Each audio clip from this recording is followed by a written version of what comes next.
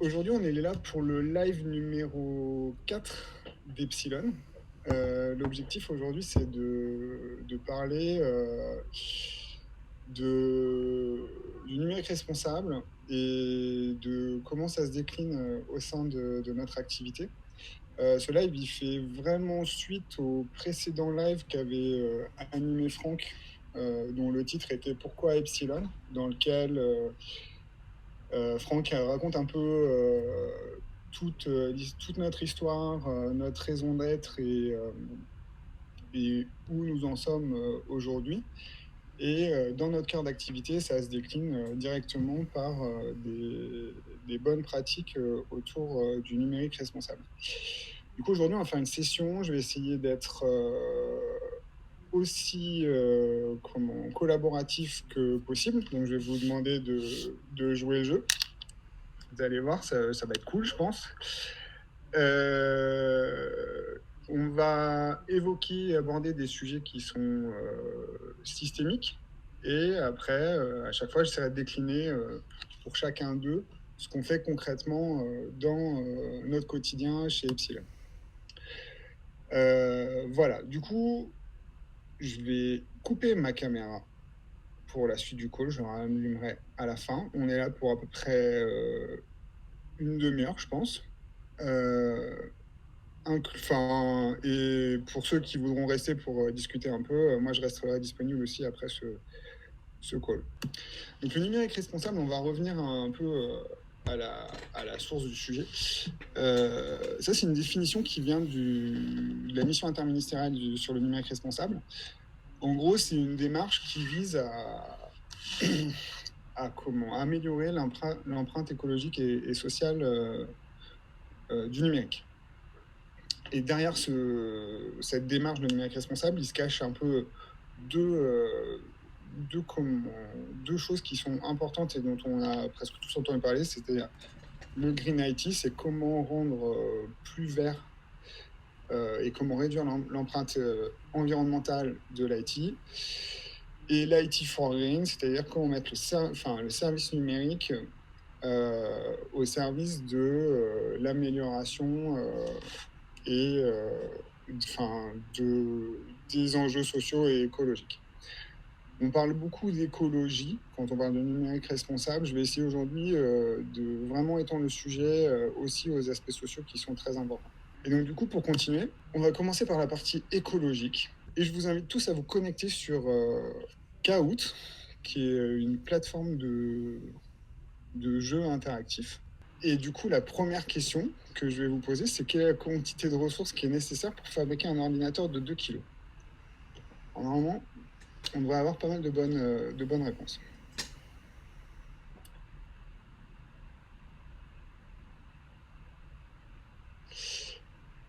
Donc, quelle est la quantité nécessaire pour fabriquer un ordinateur de 2 kg? Donc, est-ce que c'est 8 kg, 80 kg, 800 kg ou 8 tonnes?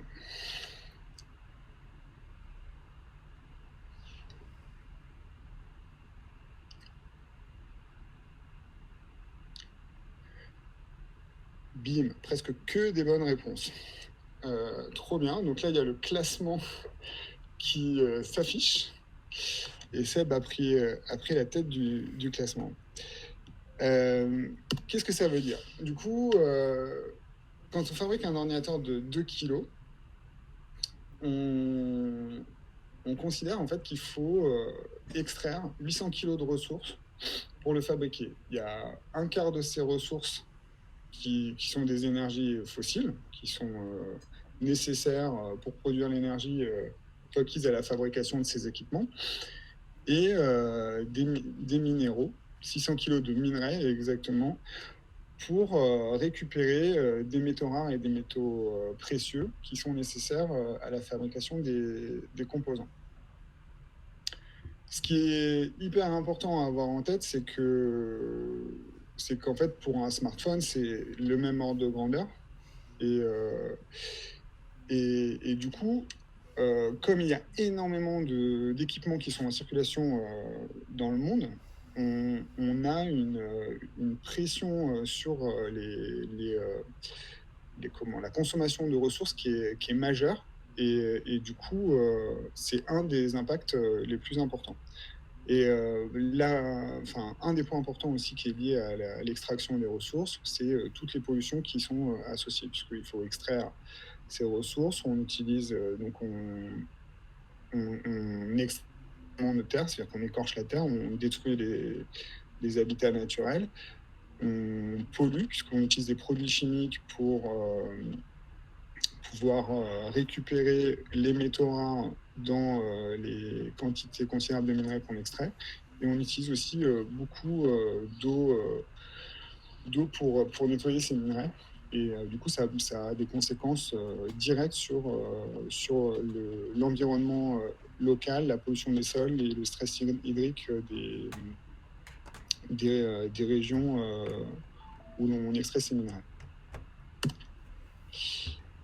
Une autre question qui est intéressante autour de l'écologie et du numérique, c'est la question de l'impact carbone.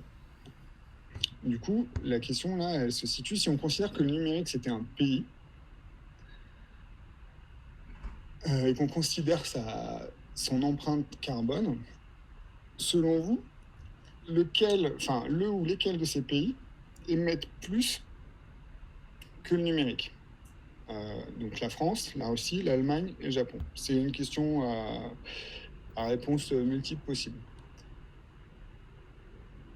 Donc là, il y a un peu de vice. J'ai posé la question à l'envers, c'est-à-dire quels sont ceux qui émettent plus que le numérique?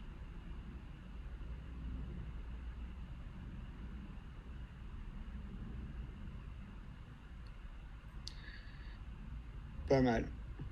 J'ai 5 bonnes réponses. Le compteur se met à jour et Stéphanie prend la tête. Et effectivement, c'est la Russie. Ce qu'il faut retenir quand même, c'est que le numérique, si c'était un pays, ce serait le 5e pays le plus émetteur de carbone dans le monde, derrière la Chine, les USA, la Russie et l'Inde. Et on peut considérer que c'est à peu près au niveau du Japon en termes d'émissions. Et un des points importants, c'est que l'usage du numérique est en croissance permanente. Et donc, du coup, cette part d'émissions dans les émissions mondiales ne fait que augmenter d'année en année et de façon beaucoup plus considérable que les émissions des autres pays. Et dans ces émissions, on retrouve à peu près les 2 tiers qui sont liés aux utilisateurs finaux et principalement à la fabrication des smartphones, des ordinateurs, des tablettes, des télés qu'on utilise au quotidien. Et l'autre tiers qui est plutôt, qui est plutôt dû à toutes les infrastructures télécom et data centers qui sont requises pour faire tourner les services numériques et Internet en particulier. Donc du coup, fort de ce constat, on voit que les enjeux du numérique, les enjeux environnementaux du numérique, ils sont considérables parce qu'il y a un fort impact sur l'exploitation et la raréfaction des ressources, que ce soit en termes de métaux rares ou précieux et d'énergie fossile, que ça a un fort impact sur le climat via les émissions de gaz à effet de serre. Il y a un point dont on n'a pas encore parlé, c'est la partie déchets. C'est comme on utilise beaucoup d'équipements qu'on remplace très régulièrement, on génère énormément de déchets électroniques. Et en fait, ces 3 points ont des conséquences directes sur l'environnement. Évidemment, pollution des sols et de l'air. Le stress hydrique dont je vous ai parlé, qui est principalement lié à l'exploitation minière. Le réchauffement climatique et en conséquence de tout ça, la dégradation évidemment de la biodiversité. Une fois qu'on a dit ça, la question est qu'est-ce qu'on fait nous chez Epsilon pour réduire cet impact-là? Le premier point, c'est que même si on est une petite structure basée uniquement à Sophia Antipolis, on a un impact environnemental qui n'est pas anecdotique. Et du coup, fort de ce constat, on essaye d'agir au maximum sur notre activité, sur notre écosystème pour réduire cet impact-là. Alors, le premier point qui nous tient particulièrement à cœur, c'est sensibiliser notre écosystème. Donc on a des outils qui sont des ateliers qui s'appellent Fresques du climat, 2 tonnes, Fresques du numérique, qui permettent de sensibiliser les gens via des ateliers collaboratifs autour des questions et des problématiques climatiques, et la fresque du numérique plutôt sur la problématique environnementale du numérique. Notre écosystème, c'est toutes les équipes d'Epsilon participent à ces ateliers. On est d'ailleurs plusieurs à être animateurs de ces différents ateliers. C'est les candidats, les personnes qui sont intéressés par notre activité qui peuvent y participer, nos clients, nos fournisseurs, et puis un réseau assez étendu de gens qui nous connaissent et qui gravitent autour de nous. L'autre point, c'est les MOOC du numérique responsable. Il y en a plusieurs qui sont accessibles en ligne de façon assez facile. Il y a notamment l'Institut du numérique responsable à La Rochelle qui en propose un, et il y a aussi l'INRIA. Ces 2 MOOC, on encourage toutes les équipes à les suivre pour enrichir et se former encore plus à ces problématiques autour du numérique responsable et de l'impact environnemental du numérique. Après, au-delà de la sensibilisation, on essaye de mesurer au maximum l'impact de notre activité sur l'environnement. Pour ça, on a plusieurs outils. Le premier, pour mesurer toute notre activité, pour mesurer l'impact de notre activité globale en termes d'émissions, c'est le bilan carbone. On a fait la première fois l'exercice en 2019 de notre bilan carbone, et on ne l'a pas fait en 2020, et là on est en train de faire celui de 2021. On n'a pas fait celui de 2020 parce qu'avec la crise Covid, c'était assez peu pertinent. Ensuite, on a des outils qui permettent aussi de mesurer l'impact des... Alors, j'ai mis nos produits, mais c'est plutôt les logiciels qu'on développe. Alors pour ça, on utilise des outils comme Green IT Analysis qui sont vraiment orientés sur la partie, on va dire, interface et front-end. Et après, on a aussi des outils de supervision pour la partie serveur comme Scaphandre. Si vous êtes intéressé par ces points-là, vous pouvez aller voir sur notre blog. Il y a Seb qui a fait un article assez détaillé sur Scaphandre en particulier, et l'impact de cette supervision sur le choix des technologies qu'on utilise. Ensuite, je vous ai mis un lien ici qu'on vous partagera après. C'est une caisse à outils qui est mise à disposition et dans laquelle on retrouve un certain nombre d'outils qui permettent de mesurer et de suivre l'impact environnemental principalement des logiciels qu'on utilise. Voilà, et fort de toutes ces mesures-là, on met en place des plans d'action qui permettent d'améliorer et de réduire notre impact. Donc le premier, c'est directement lié au bilan carbone. C'est-à-dire c'est un plan d'action qui permet de réduire nos émissions avec un objectif de le réduire autour de 20% par an.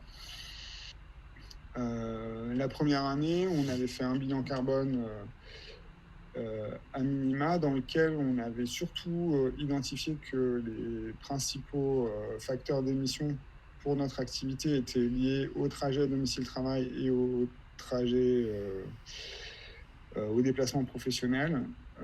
Du coup, ça s'est décliné concrètement en une formalisation du télétravail et la mise en place d'une charte de déplacement pro qui vise à favoriser les déplacements en train plutôt qu'en avion dès qu'on le peut. Ensuite,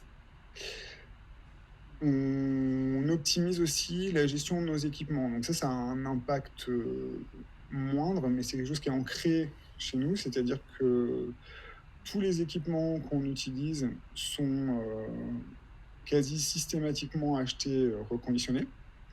On fait en sorte de prolonger leur durée de vie au-delà d'un amortissement comptable. Et en fin de vie, on les collecte et on les donne à une association locale qui les retraite dans l'idée de les reconditionner pour les remettre dans un circuit et donner accès à des personnes en situation de fracture sociale à ces outils. Et le dernier point, on fait en sorte d'éco-concevoir nos services. Alors, ça, c'est un sujet sur lequel on reviendra, je pense, dans un autre live parce que c'est assez conséquent. Mais l'idée d'éco-concevoir nos services, c'est aussi de lutter contre l'obsolescence, c'est de ne pas faire des logiciels qui soient trop consommateurs de ressources et qui soient aussi performants que possible. Cette discipline, elle est assez naissante. C'est plutôt, on va dire, une consolidation de bonnes pratiques.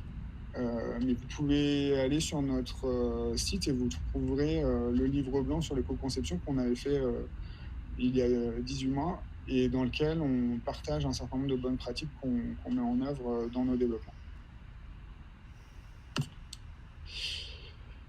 Et du coup, j'ai fait le tour de la partie environnementale. Et en fait, souvent, quand on parle de numérique responsable, on s'arrête à cette partie-là. Et au-delà de la partie environnementale, le numérique peut avoir aussi des effets sociaux, en particulier, assez importants. Du coup, pour commencer, on va faire le lien entre ces deux sujets en parlant des déchets. Donc, Old Fadama, c'est au Ghana. C'est un bidonville c'est un quartier d'Accra qui est un bidonville dans lequel il y a la plus grande décharge de déchets électroniques du monde. Et du coup, on va repasser à Kahoot. Et selon vous, quelle est la quantité de déchets qui est déversée chaque année dans cette décharge? Alors, pour simplifier le sujet, on va le faire en équivalent baleine bleue, parce que c'est une unité qui nous plaît bien chez Epsilon. Donc la question c'est, en baleine bleue, selon vous, si on déverse en équivalent baleine bleue chaque année, quelle quantité de déchets on déverse dans la décharge de l'Ol-Fatama, en sachant qu'une baleine bleue pèse 100 tonnes? Alors est-ce que c'est l'équivalent de 10 baleines bleues, l'équivalent de 80 baleines bleues, l'équivalent de 400 baleines bleues, ou l'équivalent de 3500 baleines bleues?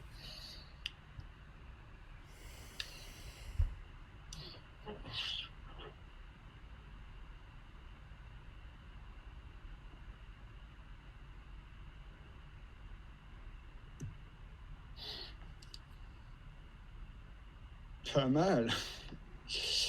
Tough et on fire. Et du coup, ouais, effectivement, c'est 400 baleines bleues, soit 40 000 tonnes. Alors, pourquoi je vous parle de ça dans la partie sociale? C'est parce qu'en fait, dans ce quartier, où chaque année on déverse 40 000 tonnes de produits et de déchets électroniques qui proviennent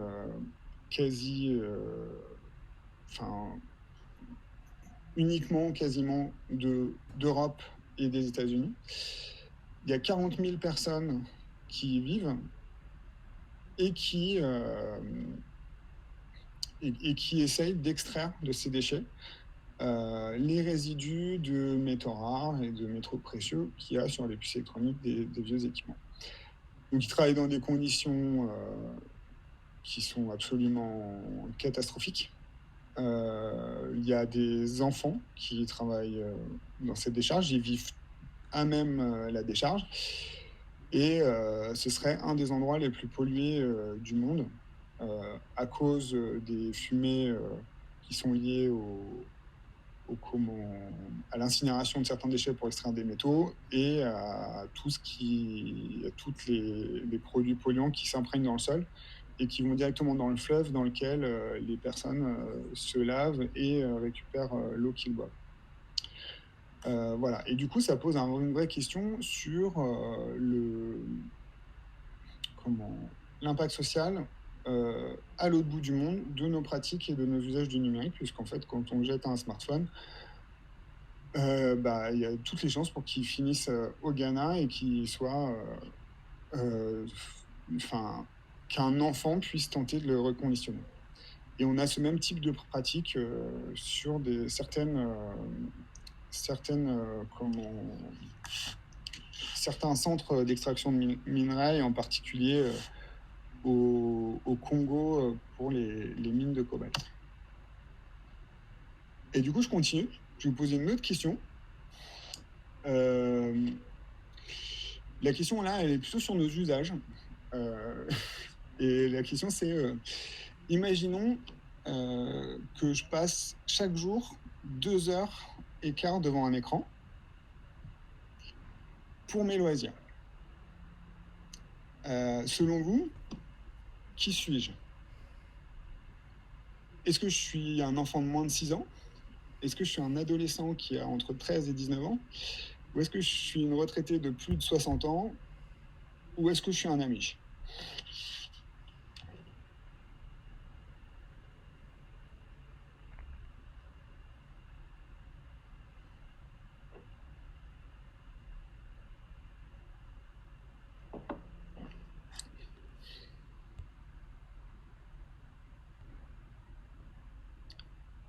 Pas mal. Effectivement, je suis un enfant de moins de 6 ans. On leur a pas dit que les écrans, c'était mauvais pour les gamins, aux parents? Bah, apparemment, pas assez. Si je vous ai mis ce chiffre-là, c'est parce que j'ai trouvé ça dans une étude qui vient des Échos et qui a été faite par Ipsos. Et en fait, j'ai trouvé ça absolument incroyable qu'un enfant de moins de 6 ans puisse passer l'équivalent de 16 heures par semaine devant un écran. Il faut savoir qu'en moyenne, un adulte, c'est entre 30 et 40 heures par semaine. Ça veut dire que, en fait, notre principale activité pendant notre temps libre, c'est de consommer de l'écran, qui se répartit entre de la télévision, du jeu vidéo et du surf sur Internet. Et alors là, on s'arrête sur des tranches d'âge qui vont jusqu'à 19 ans, mais plus on étend la pyramide des âges, plus la part de la télévision augmente et la part jeux vidéo et web diminue, mais en revanche, en valeur absolue, c'est à peu près constant et on reste autour de 30 à 40 heures par semaine pour tout le monde, pour tous les adultes. Voilà. Du coup, tout ça pour dire qu'il y a beaucoup d'enjeux sociaux qui sont derrière le numérique. Il y a des enjeux autour de l'accès aux technologies, de la santé, des conditions de travail, comme on a vu. Et les conséquences, elles sont majeures. Le premier truc, c'est la fracture numérique. C'est-à-dire que c'est tellement central dans notre société qu'il y a très peu de gens qui n'ont pas encore accès à ces outils-là, mais il y en a encore, soit parce qu'ils sont pas formés, soit parce ils sont dans des zones où les accès à ces services sont compliqués, soit parce qu'ils n'ont pas les moyens d'y accéder. Alors, attendez, 12 secondes, je vais fermer la fenêtre.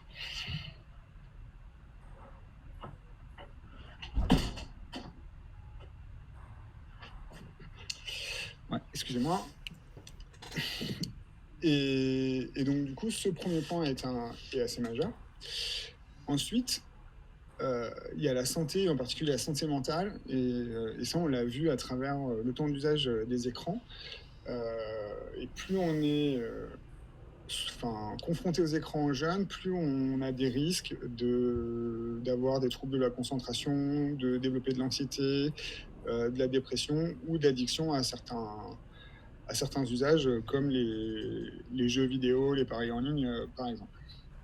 Après, ça a des conséquences qui sont terribles aussi dans des pays qui sont pas chez nous, mais qui sont clairement et directement liés à nos usages sur le travail des enfants, que ce soit au niveau de l'extraction de la ressource nécessaire à fabriquer nos équipements ou pour le retraitement de nos déchets.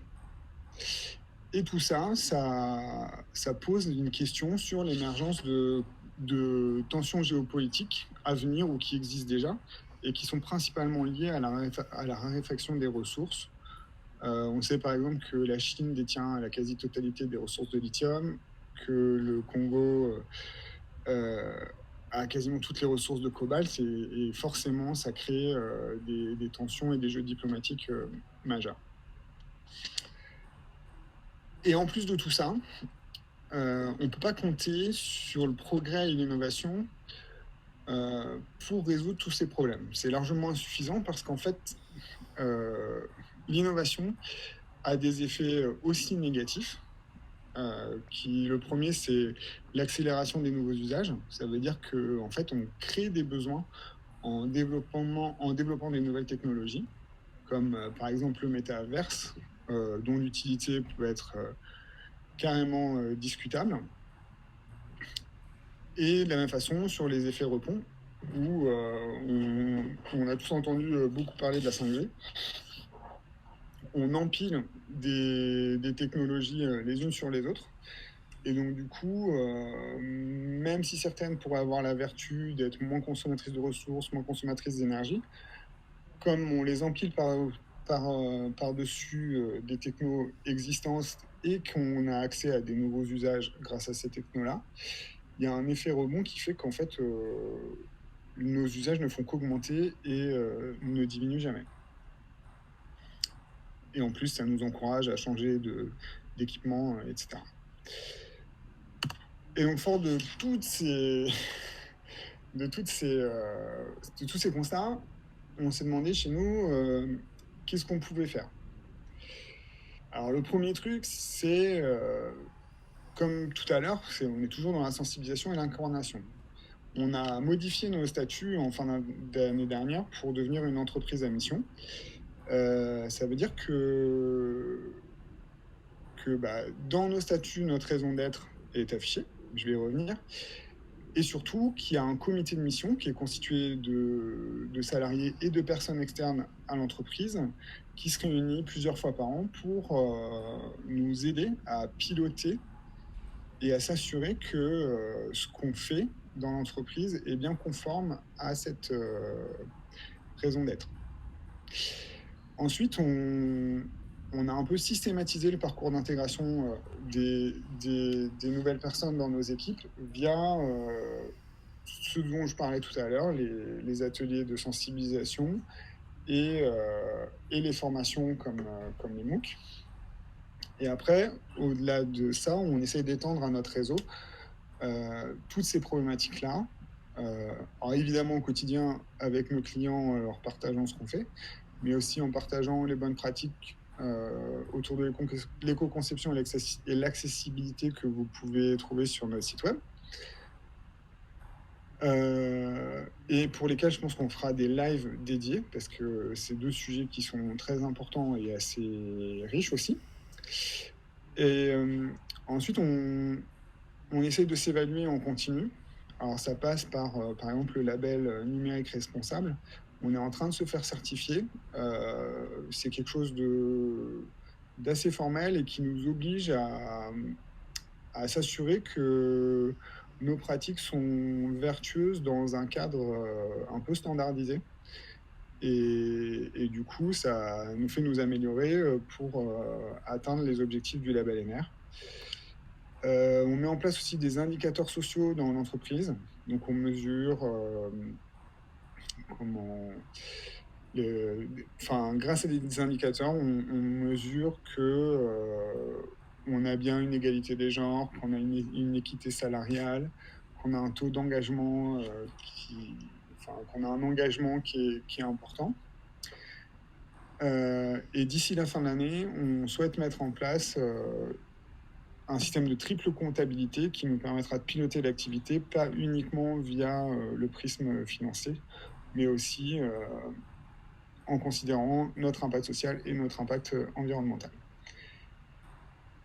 Et l'idée, c'est d'aller vers une activité qui soit plus soutenable, c'est-à-dire de pérenniser l'activité de l'entreprise vers un système qui sera plus soutenable. Alors, la première chose, c'est en faisant évoluer notre offre.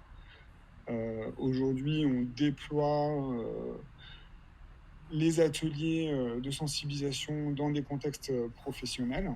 Et du coup, ça permet de continuer à se sensibiliser tout en développant notre activité.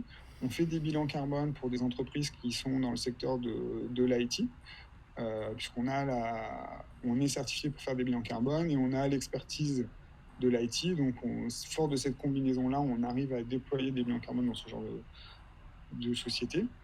On peut accompagner les entreprises sur sur des problématiques de stratégie climat.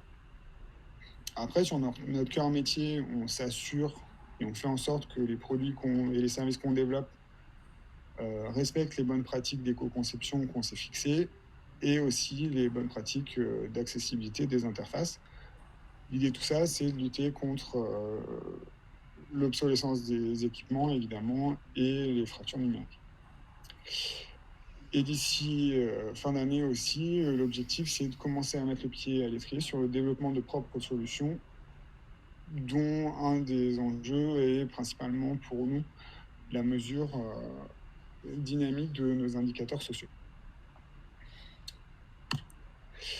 Alors voilà, j'ai fait un rapide tour du numérique responsable et de ce que c'est